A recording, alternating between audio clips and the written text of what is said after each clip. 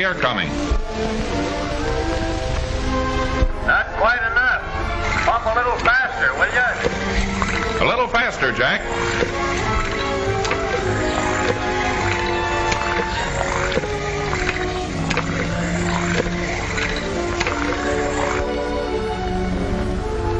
Hey, what's going on up there? Who's trying to smoke me out? Move aft, Mike, and give him some air.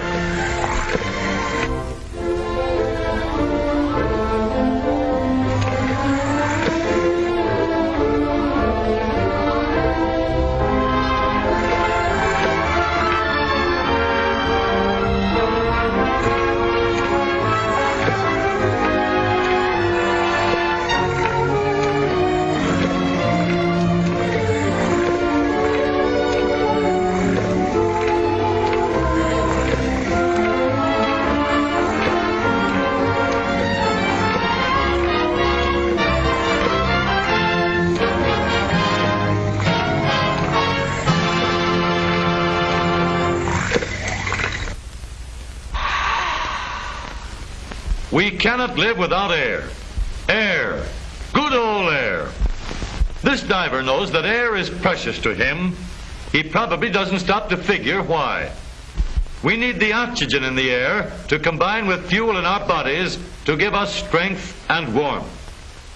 In our bodies, this combining of oxygen with the food we eat is taking place every second of our lives. It is called oxidation. Burning is another common form of oxidation. Burning is a rapid combining of oxygen with fuel. Without oxygen, nothing can burn. If we cut down the supply of oxygen, the fire gets weaker, and when the oxygen is used up, the flame goes out. By covering the fuel with water or chemicals that keep air from getting in, we can cut off the supply of oxygen and put a fire out. But when a fire gets plenty of oxygen, it will use all the fuel it can get. The more air it gets, the faster a fire burns. So when we want hot fires that will get the maximum energy out of the fuel, we supply a lot of air, free air. Air is forced up through the flaming bed of coals in the modern locomotive. In many ocean-going ships, when extra power is needed, the entire boiler room is filled with air under pressure, causing a strong draft to rush through the fire, carrying an extra load of oxygen. Even steel will burn if it gets enough oxygen.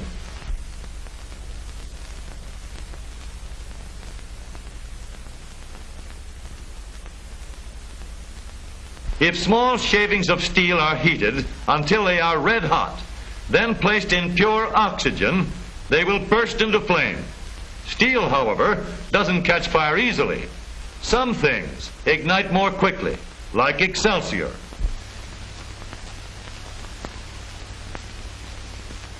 Or celluloid. One of the easiest things to ignite is gasoline.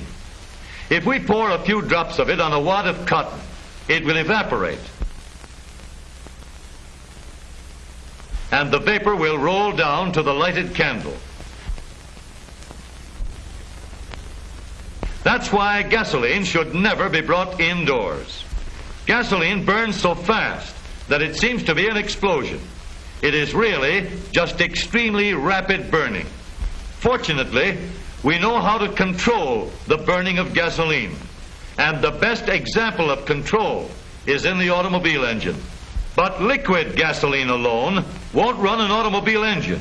It has to be mixed with free air. This mixing is done on the same principle used in a garden spray gun. When we pump the gun, a rush of air picks up tiny drops of liquid and forces them out the nozzle in a spray or mist. In order to get a fine spray, the nozzle of the spray gun is small. In the automobile engine, this mixing of air and gasoline is done in the carburetor.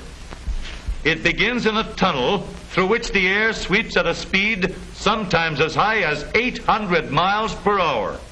This whirlwind races past the mouth of a small tube. and carries the droplets of gasoline into the intake manifold and onto the engine. This funnel is called the Venturi tube. It controls the speed of the air. Air has to go faster to get through the small opening. As the air goes faster and faster, it breaks the gasoline into even smaller drops. Now we let in more air and further thin out the mixture until we get the correct proportion for power and economy. The up-to-date carburetor is a higher development.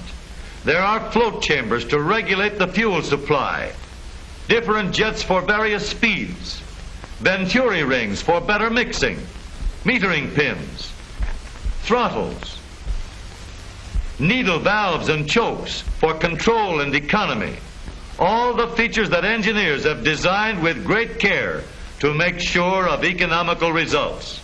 But the principle is still the same. The carburetor has but one purpose, and that is to mix a little drop of gasoline with a great big bubble of free air. In a one-cylinder engine made for laboratory experiments, we can see through a quartz glass window the burning as it occurs like lightning. The development of these modern methods of mixing gasoline with air, together with the improvements made in gasoline pump, intake manifold, and cylinder head design, have resulted in increased mileage per gallon of gasoline. Let's prove it.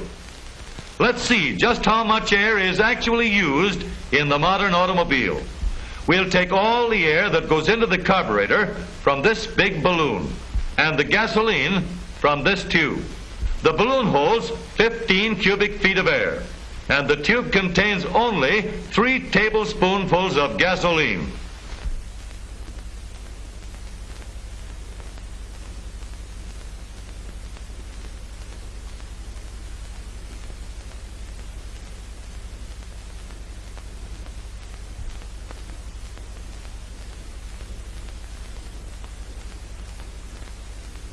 Here's a race that's worth watching. A race to see how much gasoline we need while using enough air to run our car 1/4 of a mile.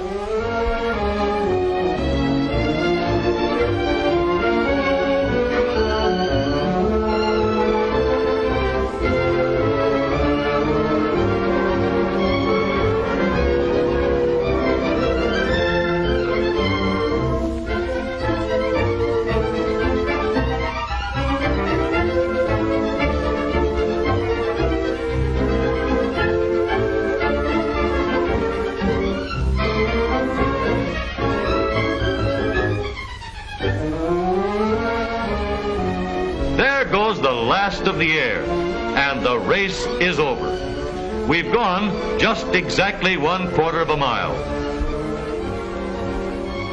But look, we still have some of the gasoline. Less than 3 tablespoonfuls of gasoline to travel 1/4 of a mile.